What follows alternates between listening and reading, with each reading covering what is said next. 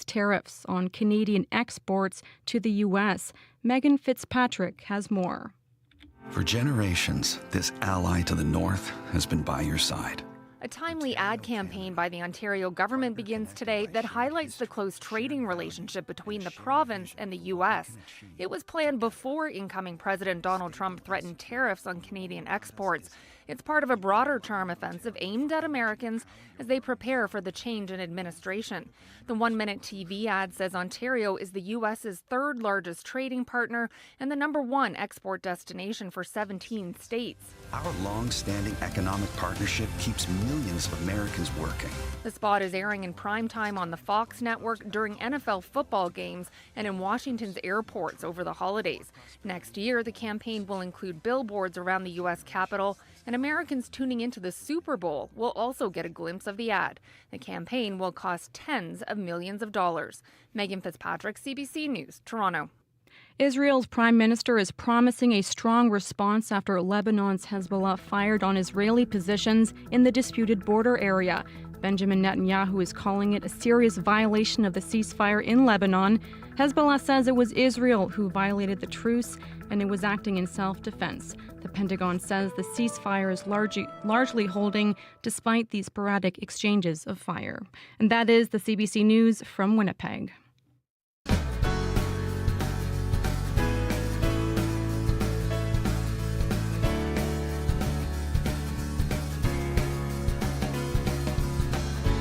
Good afternoon, Manitoba. You're listening to Radio Noon here on CBC Radio 1, 89.3 FM, 990 AM, and everywhere on the CBC Manitoba YouTube page. I'm Corey Funk.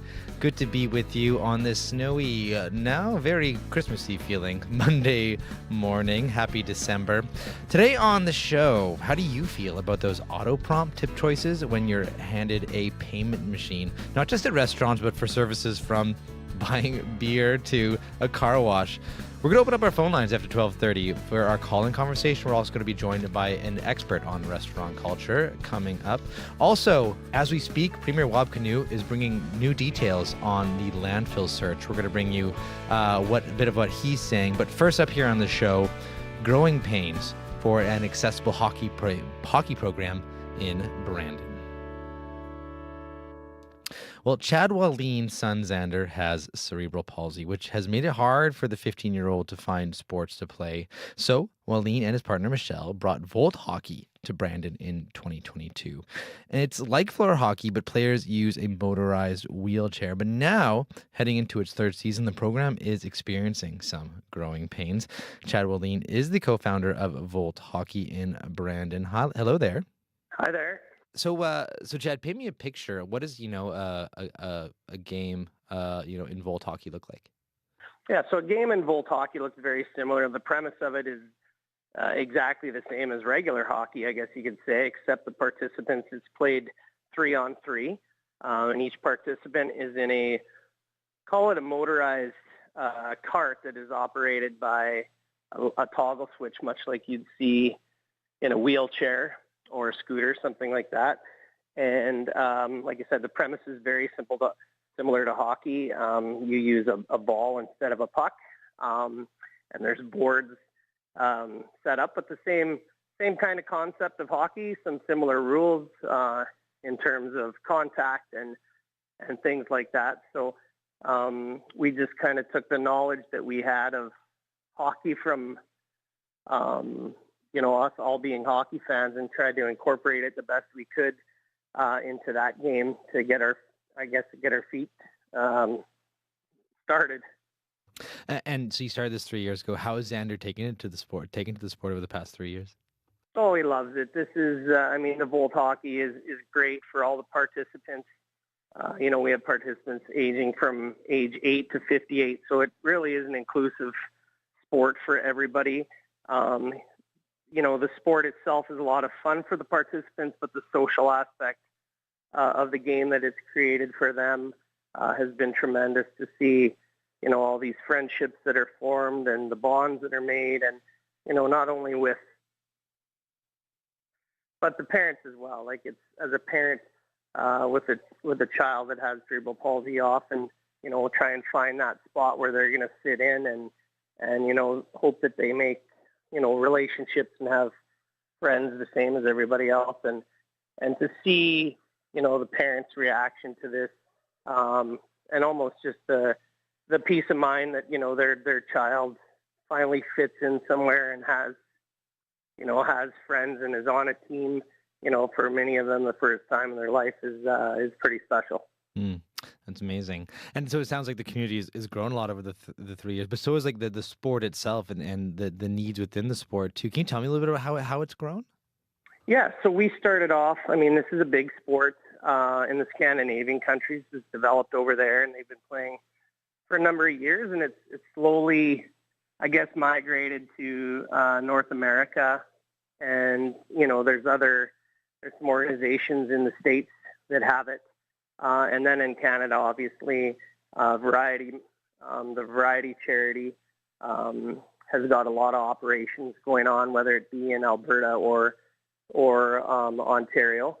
We were the first ones to bring it to Manitoba with their help, and then since then, there's been a lot of organizations that have grown, in different parts of the bigger cities and the bigger centers, but I would believe we're probably the smallest center. So it was nice to see that Winnipeg got on board and started a program last year, and hopefully as it continues to grow, that gives us the ability to, maybe play some more games, as that's maybe one of our biggest stumbling blocks or challenges, is that we're just geographically, we're so far away from any of our competitors. So, up until Winnipeg started last year, the only place we could really go to a game to the west was go to Calgary, and then to the east would be Toronto. So, after a while, you're just playing game after game amongst yourself and trying to keep it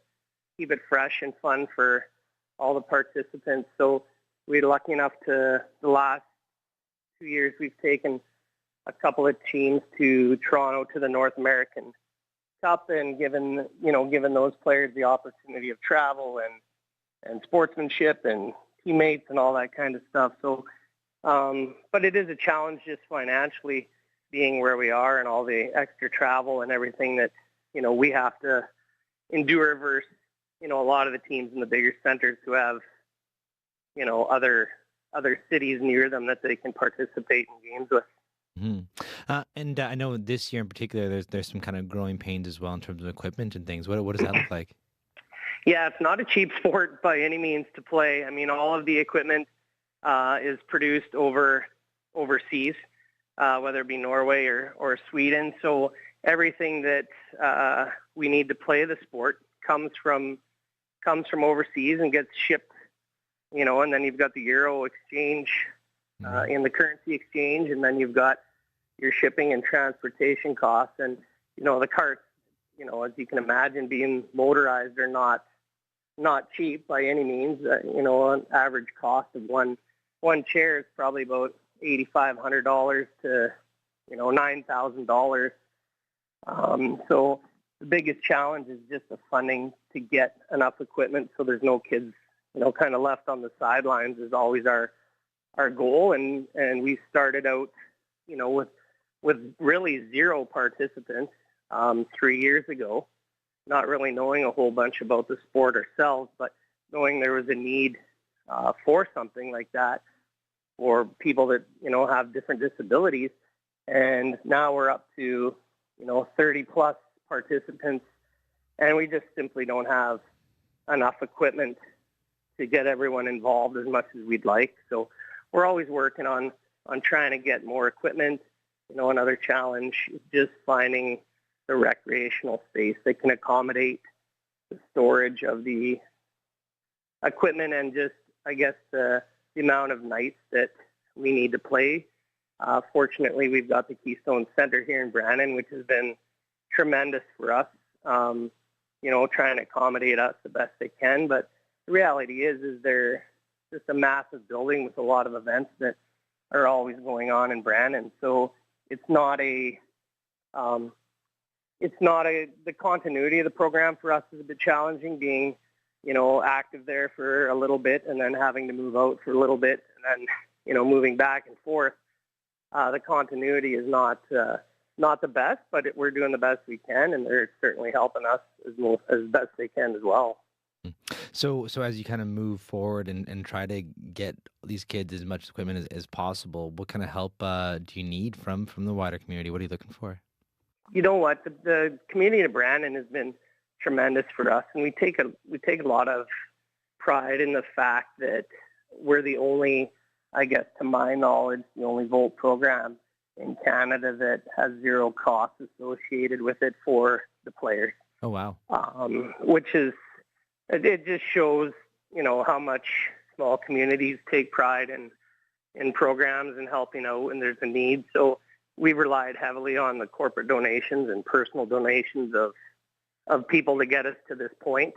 And we certainly will rely on them as we grow and continue to grow the program. So we're always looking, to grow the sport, not only as much as we can with bums in the seats, but ultimately, we can go as far as we have, chairs and space for these kids.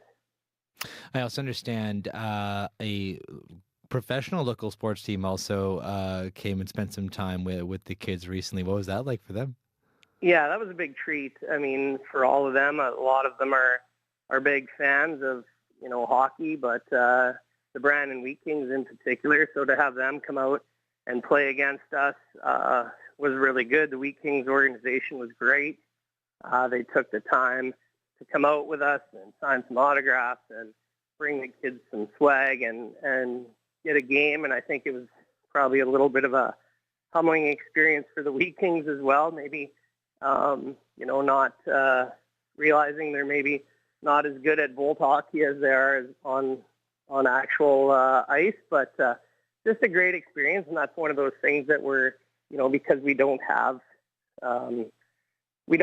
teams readily accessible for us to play. That's just one of the examples of things that we're trying to do to keep the participants engaged, but also to just show the community, I guess, how important, inclusivity in sports is and adaptability. And it's a great experience, I think, for both our participants and the other organizations that come and play us. And before I let you go here, if people are listening and they want to help out or they just want more information, where can they go? Yeah, absolutely. You can give us an email at westmanvolthockey@gmail.com or just check out our Facebook page at the same title or online at westmanvolthockey.ca. Well, Chad, thanks so much and all the best with this season. Great. Thanks for having me. That's Chad Wallin. He's the co-founder of Volt Hockey in Brandon. This winter, help us make the season kind by supporting Harvest Manitoba. I'm Vince Barletta, CEO of Harvest Manitoba. All it takes is one can of food, $1, or even 1 hour of your time. Join CBC as we donate a day of programming in support of Harvest Manitoba December 6th.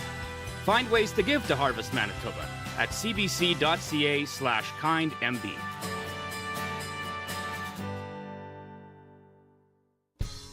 12:18 right now. You're listening to Radio Noon here on CBC Radio 1.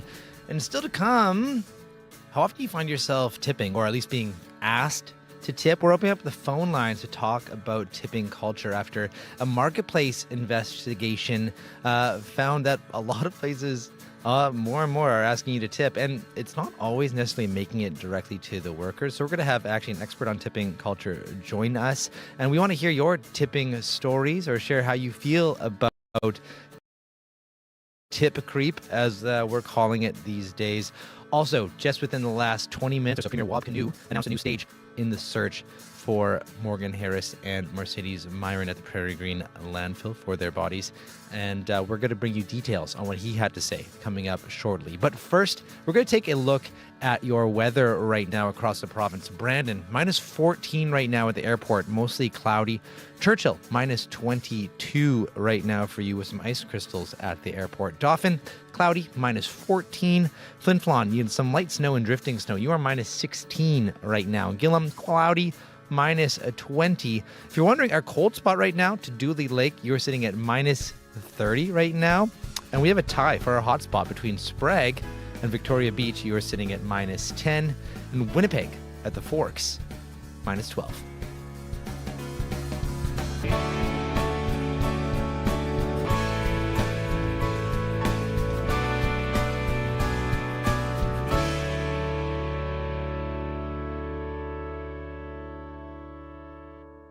Well, as mentioned earlier, the search for the bodies of Morgan Harris and Mercedes Myron has entered a new phase at the Prairie Green landfill. Just within the last 20 minutes or so, Premier Wab Kinew took the mic to announce that new stage. Here's what he had to say.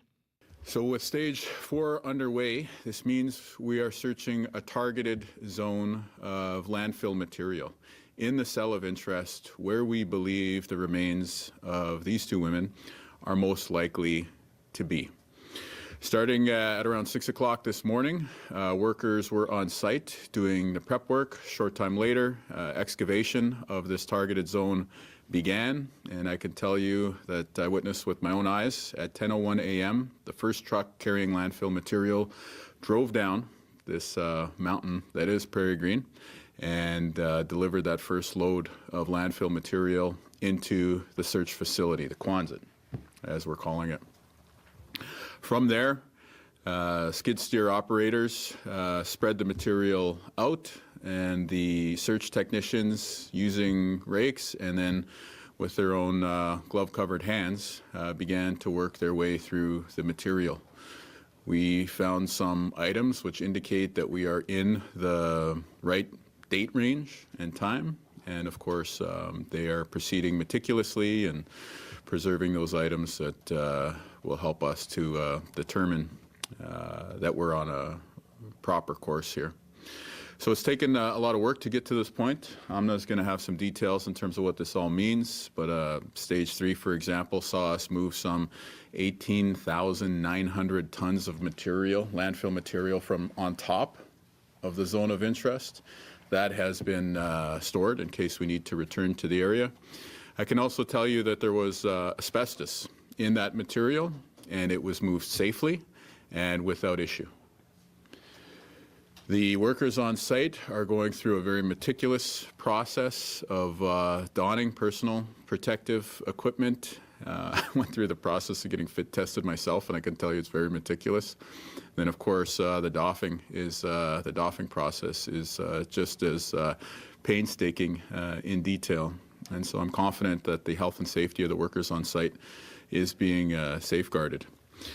Now, the pad that the search facility is stood on was constructed out of some more than 100,000 tons of material, aggregate and sand. There's a massive steel structured facility in which the waste is being spread out and where the search is taking place. And then you have basically makeshift work camp of ATCO trailers in which the searchers are taking their meals, doing their meetings, donning and doffing parts of their personal protective equipment. And so the search facility is an impressive operation, and of course our thanks go to Amna as well as Dr. Emily Holland and everyone who is working very hard on this issue.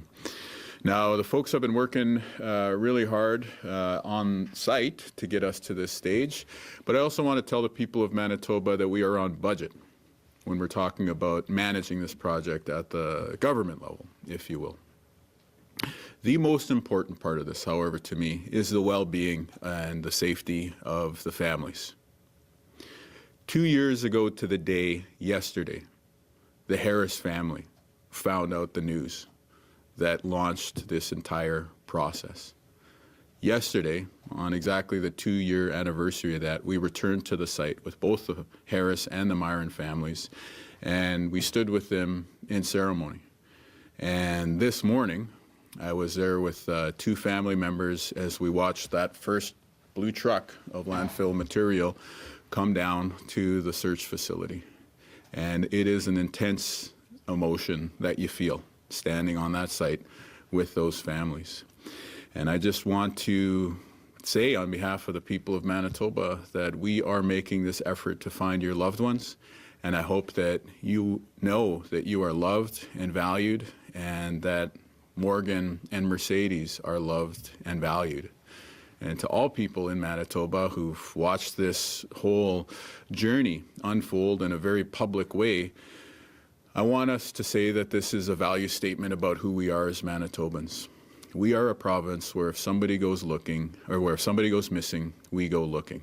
And today, as we move into stage 4, we can say with the utmost of clarity, moral clarity, I would add, that we are living up to that statement. That's Premier Wab Canoe speaking earlier this hour. We're going to be bringing more details on this story throughout the day. You can just head to our website. Keep an eye on that as our web writers work to get an article up at cbc.ca/Manitoba.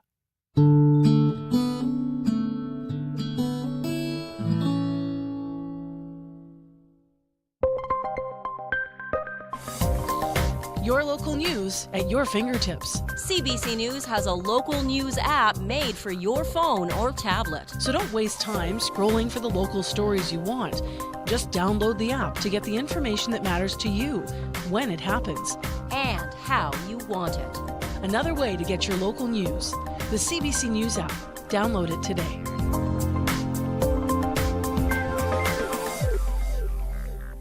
$12.25 right now here on Radio Noon in Winnipeg. We're sitting at -12 with the cold spot, Tuduli Lake at -30, and the hot spot is Sprague and Victoria Beach sitting at -10. Well, time for a bit of music by Elton John, who attended actually the opening night of his new musical, The Devil Wears Prada, in London yesterday. But he later said he had trouble watching the show because he's lost his eyesight. He was quoted as saying that it, quote, sounded good, though. John said his right eye had an infection, which seems to have worsened, and he struggled with vision in his left eye. He says his right eye is expected to heal, but that it's a slow process. John also thanked his husband, Canadian David Furnish, for being his rock. And that seems like a good time to maybe play this next song. Here's Elton John, and I'm Still Standing, here on CBC Radio 1. You can never know what it's like. Your blood like winter freezes just like ice. And there's a cold and lonely light that shines from you. You wind up like the wreck you hide behind that mask you use. And did you think this fool could never win?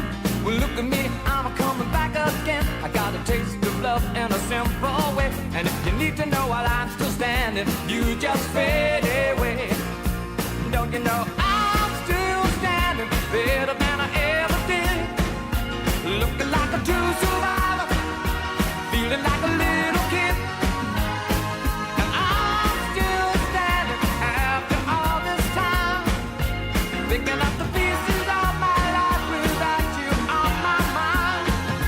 I'm still standing. Yeah, yeah, yeah.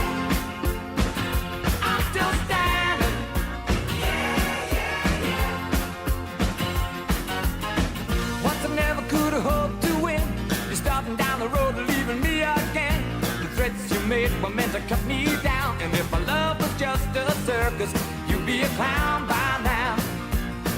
No, I'm still standing better than I ever did.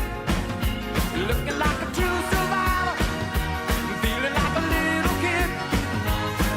And I'm still standing after all this time, picking up the pieces of my life without you on my mind. I'm still standing. Yeah, yeah, yeah. I'm still standing.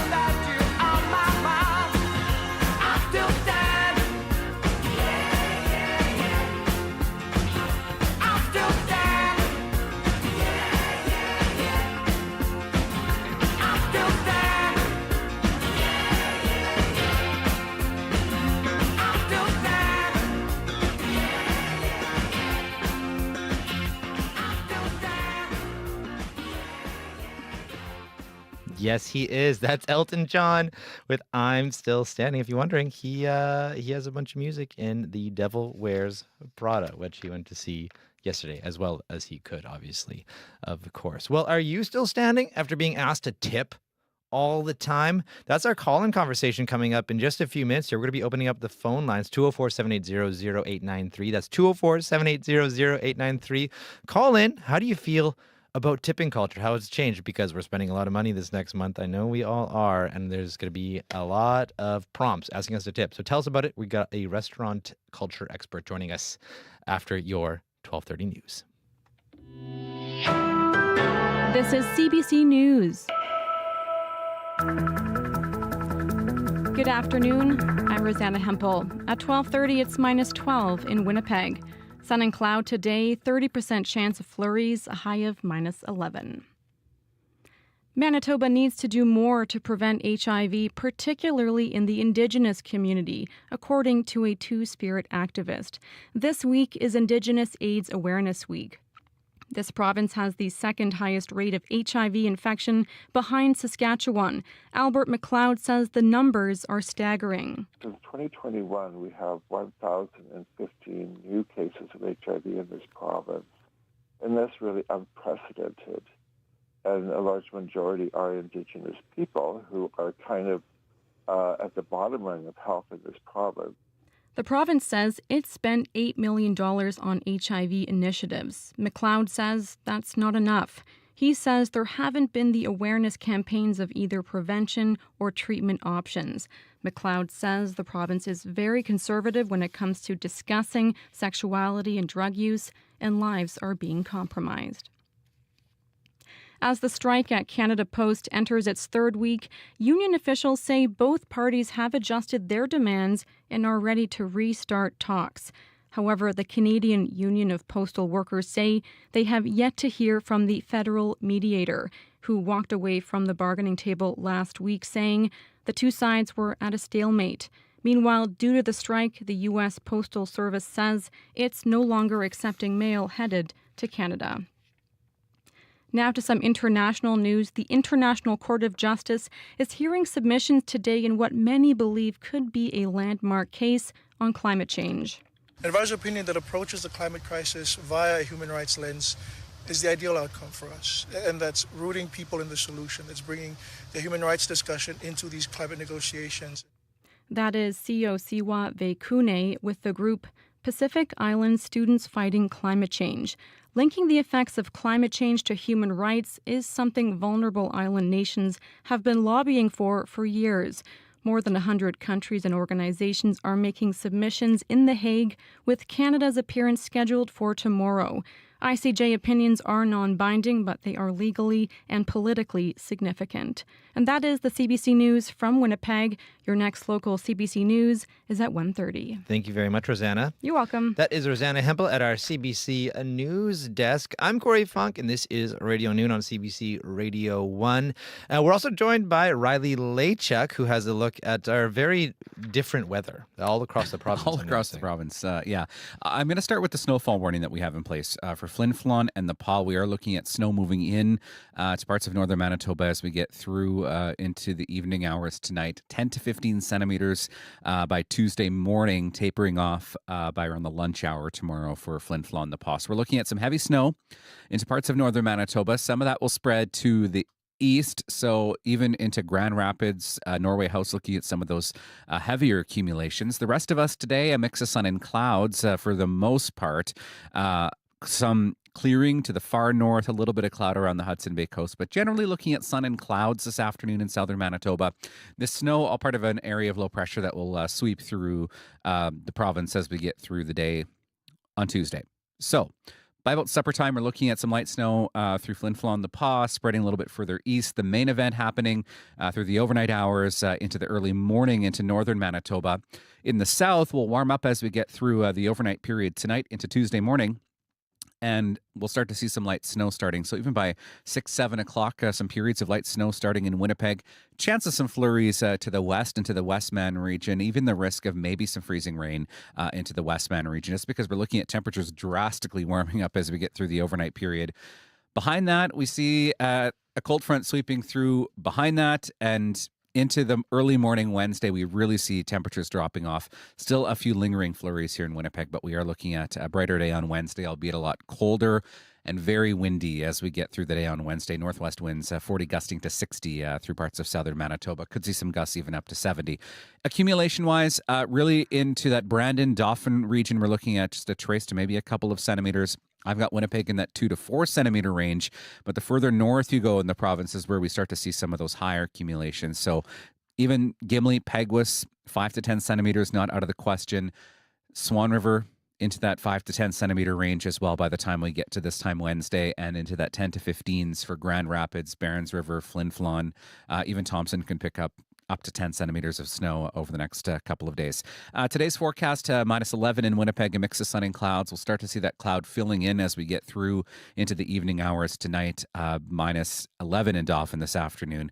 Minus 6 tomorrow, periods of snow, and then we really drastically fall from there to minus 14 for a high on Wednesday, minus 13 for Thursday, and we're looking at maybe a couple more flurries to come on the weekend. So bit of messy weather on the way the next couple Okay, of love days. it. I'm pretty jealous about the snowfall warning for Flin Flon. They've got a good cross-country skiing scene there. Oh, I'm sure they're all rejoicing there. So There's plenty of that across southern Manitoba, too. Yes, so. I know already. Well, thank you very much, Riley. You're welcome. That is Riley Lachuk, our CBC weather specialist and our climate change reporter.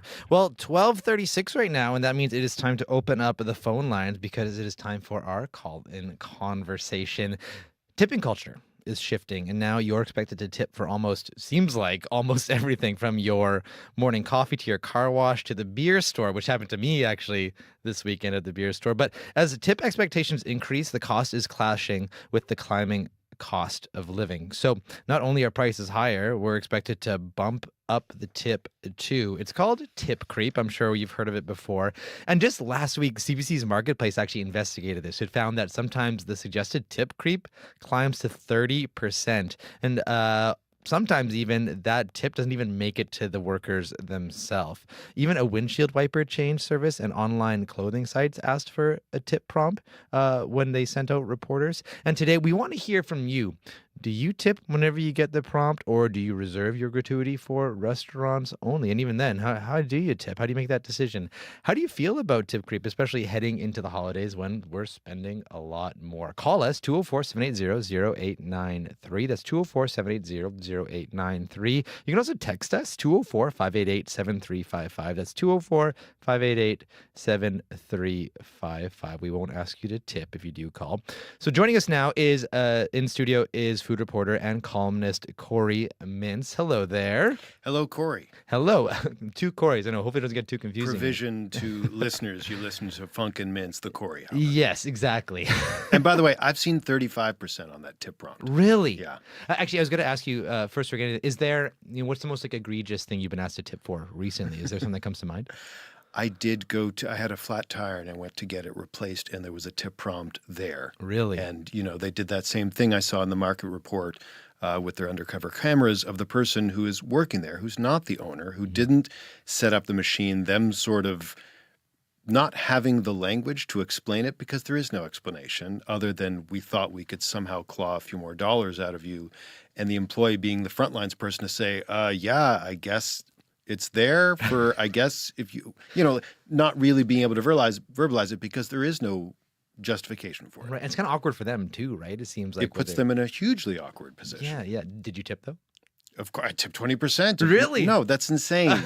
No, I was grateful for the service. Yeah. And I paid just like I pay my dentist, or I got some a plasterer did a ceiling job for me. I paid the price that they set for their services, not an expectation of me estimating how much their service is valued at on top of that. Right. So you're not alone. There's lots of people who are ticked off about tipping lately. So as I mentioned before, CBC Marketplace reporter Christine Burak spoke to Michael von Masso. So he studies the economy of food and tipping at the University of Guelph. And actually, here's what he said about what's driving that frustration. Have a listen. Now it's in your face. Do you want to tip? Do you want to tip 15, 20, 25? Do you want to fit? I've seen a minimum in some places of 20, 25, 30. So we're just being nudged to go higher. Higher and higher. And then there's this tip creep, which means more and more places are asking for tips, which makes us feel uncomfortable because tipping is a social norm.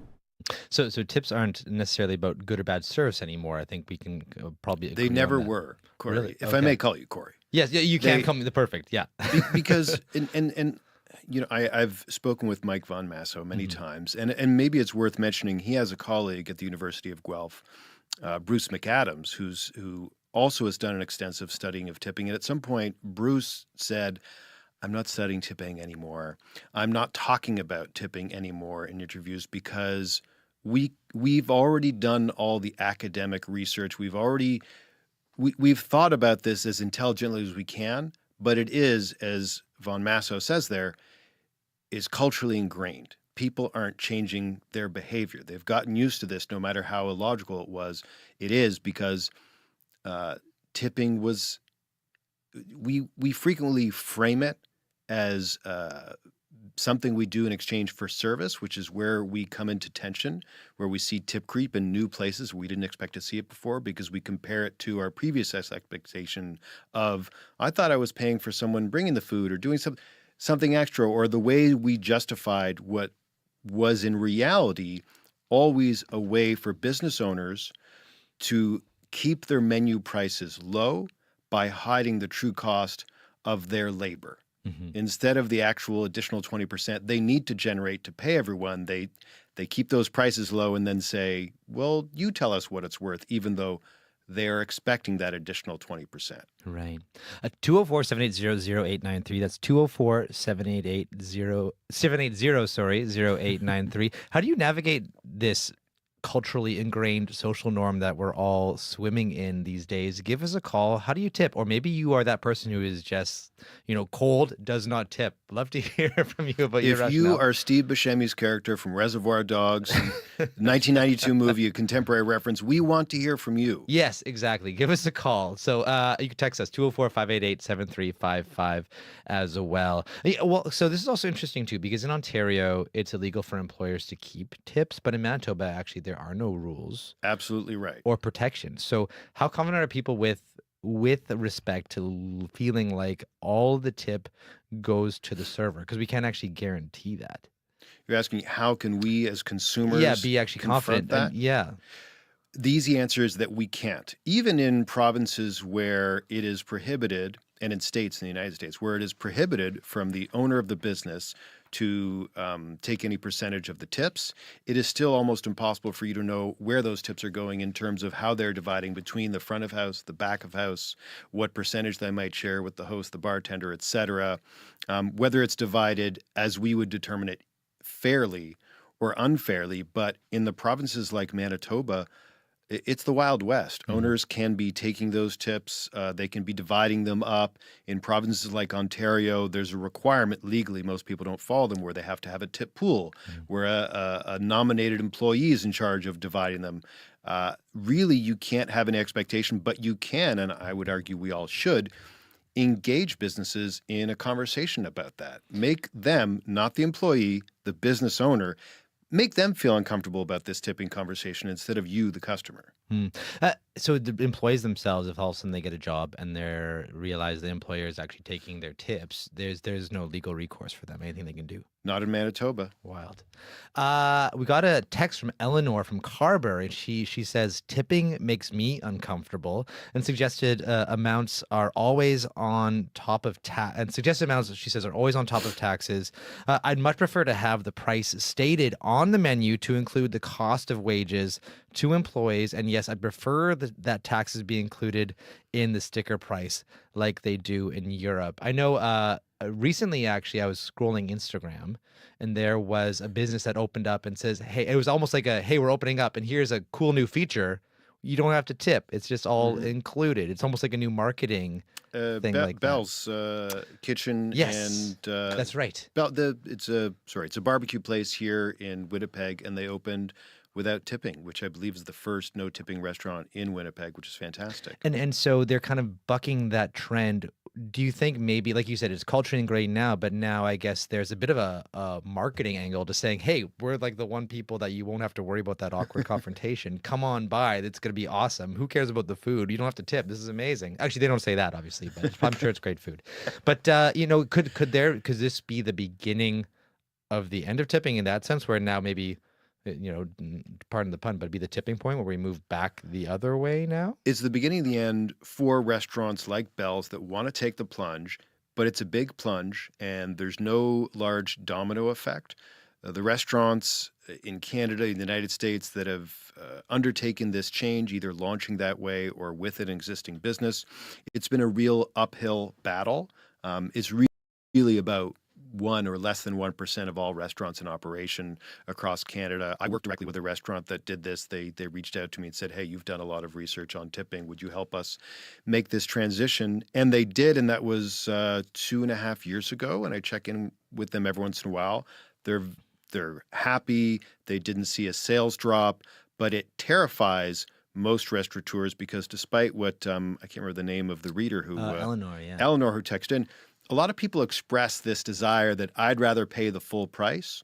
What we're seeing in the United States is that doesn't necessarily bear out in consumer preferences because there they kind of have a choice between either, okay, if I want to do without tipping, should I eliminate tipping, include a service included model where I increase my prices by 20-25% and you don't have to tip, or add a service fee on, which does the same job. And what they find is all the operators want to go towards the service fee because it still keeps that sticker shock away from the customer, except for New York and Massachusetts where they can't share a service fee with the kitchen, which makes it inoperable. But customers just see the bigger number, and even though they know rationally that $10 sandwich plus 20% $2 tip is the same as the $12 sandwich without a tip. Right. As one of the academics who studied this once said to me, people hate doing math. Maybe that's really why everyone's uncomfortable. It's just the math they have to. That makes a lot of sense. That's part of it. I'm sure it is. Yeah. I guess one of the justifications we often hear that tips are a way for many workers to raise their income to a living wage. What do you make of that justification, that paradigm? It's BS, if I can say that on the air. Abbreviations are allowed. Yeah. No, it's a way of hiding that labor cost. You could pay that person a living wage, but you'd have to increase your prices. And the concern is, and it's a justifiable concern because we've gotten used to the affordability of food, much as it has ballooned in the last 3 years to the point where it's made it unaffordable for many of us. But we've gotten used to that price point of the restaurant where it seems like a relatively consistent middle-class indulgence, not a luxury to be celebrated every once in a while. And the desire is to keep that at a reasonable scale so people don't feel like it's a huge event for them to go out and eat. The other argument, of course, is that it's the only way to motivate service staff, which is preposterous because there are plenty of people, yourself included, who manage to do their best job every day without expecting that every interaction, their monetary reward is going to be determined by the person that they're sitting across. Imagine if right now I was going like, well, we'll see. We'll see how this interview goes before I decide how much to leave on the table. Exactly. I'm going to just put the number out here one more time. If you want to share maybe a tipping incident that you've had or just share how you feel about it, how do you approach it? 204-780-0893. That's 204-780-0893. You can also text us like Eleanor. Can I tell you the shocking thing from that marketplace piece that I watched was the number of places, because there's sort of a division between tip creep and tipflation. Tipflation, I mean, being sort of the amount we're expected to tip or we're prompted to tip by the payment terminal. Mm-hmm. Tip creep being the places where we don't expect it. And obviously a place where I don't go a lot is I think they went to a bridal clothing store. Oh, okay. Bridal clothes, really? Yeah. That seemed wild. Yeah, really. Okay, yeah, and I can only imagine even like a 20% tip on a dress. Let us two guys try to estimate the cost of a wedding dress. I think that's what, $30? Is that how it works? Let's say we don't know, but let's say it's a lot more than either of us has expected. The idea that you would be prompted for a tip on top of that is preposterous. And then the number of fast food establishments where not only were they prompted for a tip, and when I do get that, I often ask, does this go to you? How's it divided? But the number of people who said, it doesn't go to me, and I don't know where it goes, but I think it goes to the owner. Right. We've actually got John on the line here. Hi there, John. Hey, what's on your mind?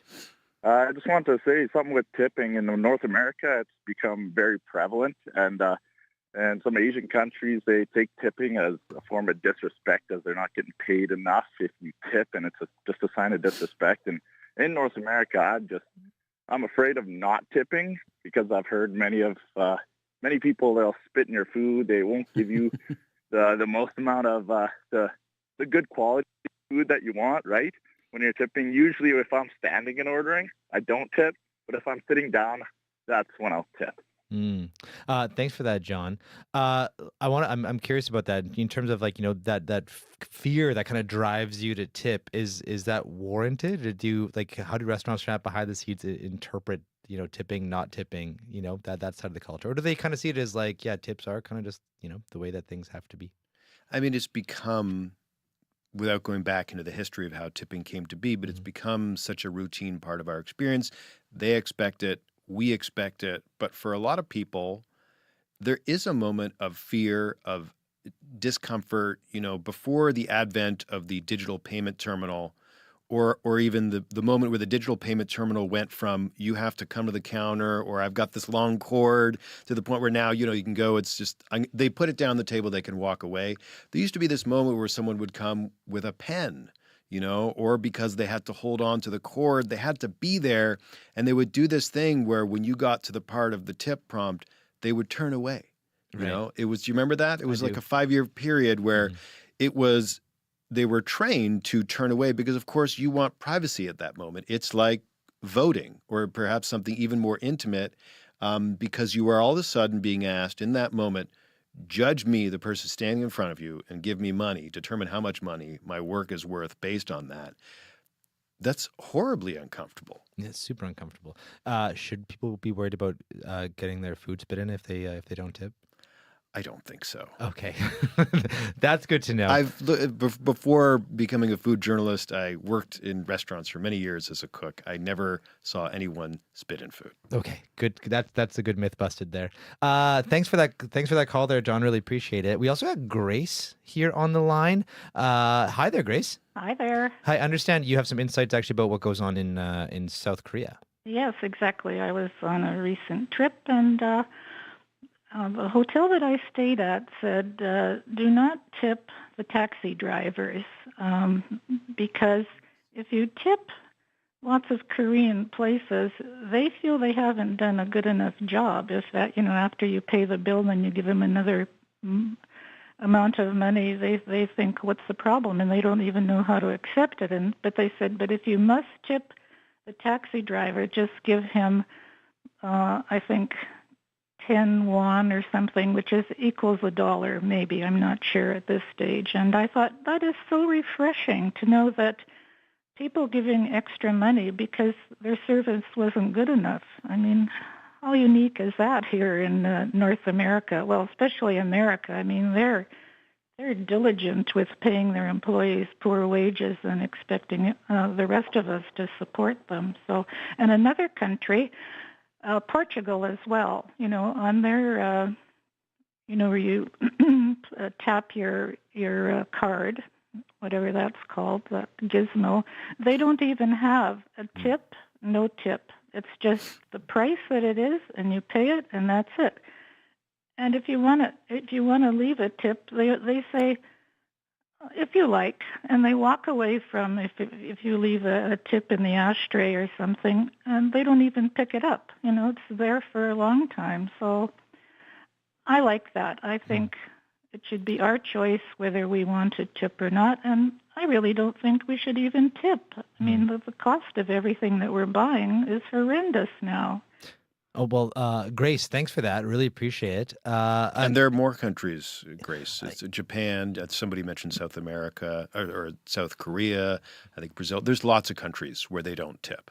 And so I'm actually then wondering, Corey, is there a model? I don't know how far afield you've looked, but is there a country or a city or a restaurant that you've seen that seems to actually be nailing in terms of a balance between respecting the worker itself, but also given the option to give them monetary compensation for a good job well done without that weird, awkward, forced payment.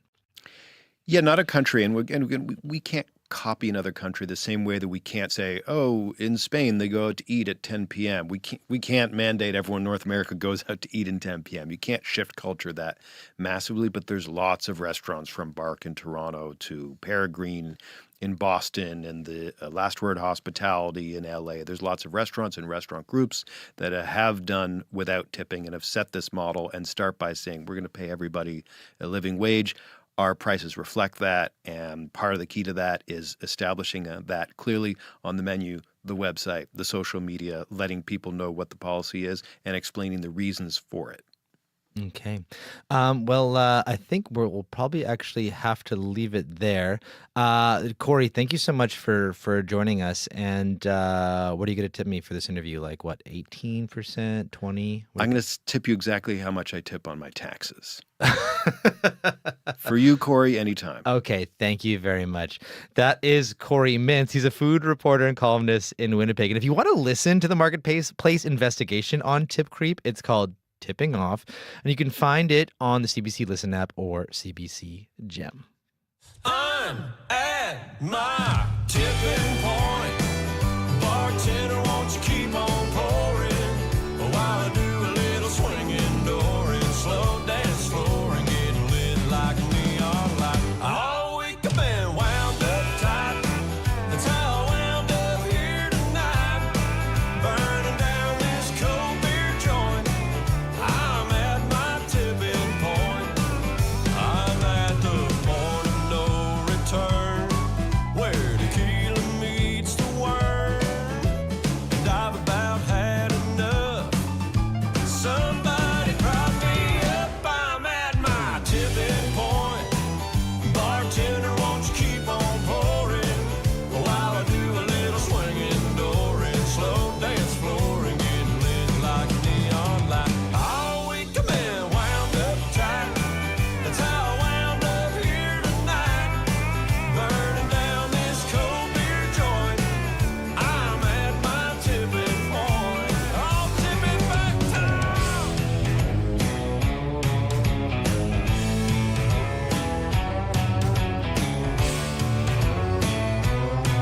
Now won't you fill my half-empty cup, and I'll turn it bottoms up. I'm at my tipping point. Bartender, won't you keep on pouring while I do a little swinging door and slow dance floor and get lit like a neon light. All week I've been wound up tight. That's how I wound up here tonight, burning down this cold beer joint. I'm at my tipping point.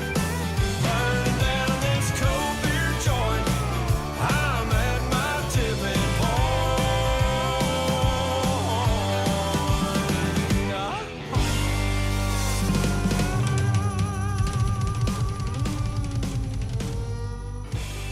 That's Drake Milligan with a tipping point. Well, we are coming up to the end of Radio Noon here, but tune in to Up to Speed today from 3 to 6 because Faith Vandal will be here in the host chair. Hi there, Faith. Corey Funk, for a lot of Taylor Swift fans, the hunt to find tickets for the Eras Tour has been relentless. We're going to speak to one of them, a former Winnipegger who spent close to a year trying to fulfill her dreams.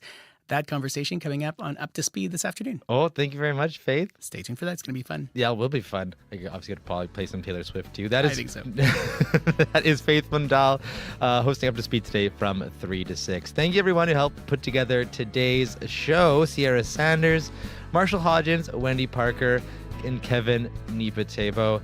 I'm Corey Funk, and I'll be here back again on Thursday and Friday. It was a pleasure spending your Monday lunch hour with you.